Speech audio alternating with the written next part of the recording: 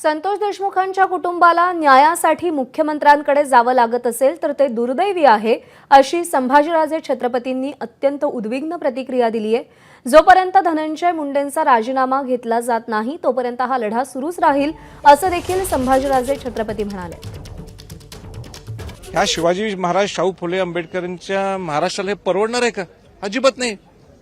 किती दिवस खेळ बघायचा? आणि ही वेळ येते की त्यांच्या घरातले मंडळी, त्यांचे भाऊ, त्यांची मुलगी, संतोष देशमुखांचा मुलगा, ह्यांनी जायचं विनंती करायला मुख्यमंत्र्यांच्या दारी। एकदम चुकीचं आहे, दुर्दैव आहे। मला आश्चर्य आहे की मुख्यमंत्री असतील, अजित पवार असतील, हे सगळे शांतशी आहेत। हे संरक्षण का द्यायला लागले त्यांना? काय असं एवढी मोठी काय या धनंजय मुंडेमध्ये असं की हे सगळे घाबरायला लागलेले आहेत? कुठल्याही सामान्य व्यक्तीला सुद्धा बीडमध्ये जर विचारलं की हे 7 जण कोणाचे आहेत, हा वाल्मिक कराड कोणाचं आहे, तर उत्तर एकच येणार आहे। तरी का सरकार घाबरते? मला आश्चर्य वाटायला लागलं एका माणसासाठी।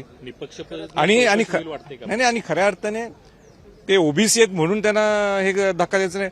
कालच्या तर सर्वपक्षीय आम्ही जे राज्यपालांना भेटलो होतो ते ओबीसी सुद्धा आले होते सगळे।